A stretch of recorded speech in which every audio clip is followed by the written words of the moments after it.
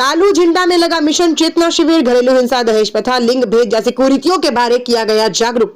बद्दी उपमंडल की ग्राम पंचायत कालू झिंडा खंड पट्टा महलोग में NRLM मिशन चेतना कार्यक्रम अंतर्गत महिलाओं को यह जानकारी दी गई, जिसे मुख्य रूप से CRP NRLM श्रीमती बेअंत मेहता ने महिलाओं को घरेलू हिंसा, दहेज प्रथा, लिंग भेद आदि कुरीतियों पर रोकथाम के लिए जागरूक किया गया और महिलाओं को अपने जीवन स्तर में सुधार हेतु प्रेरित किया गया। महिलाओं को जेंडर के बारे में बताया गया, जैसे कि प्राकृतिक और सामाजिक जेंडर में क्या अंतर है। प्राकृतिक जेंडर जो प्रकृति द्वारा बनाया गया है और सामाजिक जेंडर जो समाज ने बनाया। जैसे अगर लड़की है तो वह लंबे बाल रखेगी और अगर लड़का है तो वह छोटे बाल रखेगा।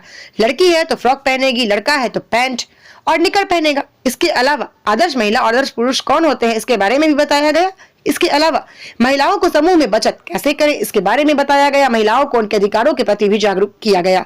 स्टार न्यूज़ प्लस के लिए हिमाचल प्रदेश के बद्दी से सतीश जैन की ये रिपोर्ट।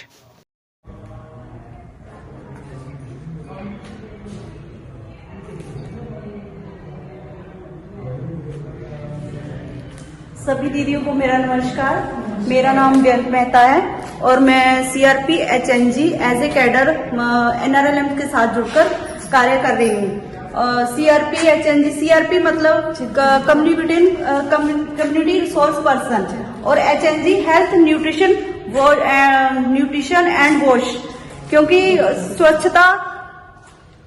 स्वच्छता के ऊपर और जेंडर के बारे में मेरा कार्य रहता है कि मैं महिलाओं को इसके बारे में जागरूक करूँ।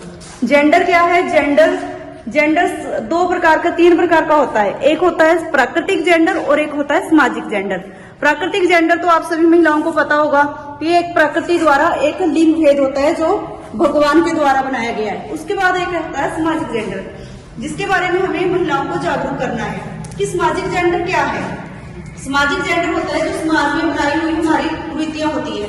जैसे महिलाओं के साथ आजकल देखा आपने कि कितनी घरेलू हिंसा होती है, या फिर दहेज के प्रति कोई दुर्व्यवहार महिलाओं से होता है। ये सारा घरेलू हिंसा में आता है। छोटी छोटी बातें जो महिलाओं को पता ही नहीं है कि हमारे साथ कैसे कैसे किस तरह की घरेलू हिंसा हो रही है। घरेलू हिंसा केवल मारना पीटना यही घरेलू हिंसा नहीं होती। अगर आप किसी महिला को ऐसे घूर के देखते हो, उसके साथ गाली गलौज करते हो या उसे मानसिक उत्पीड़न करते हो, वो भी घरेलू हिंसा ही होती है।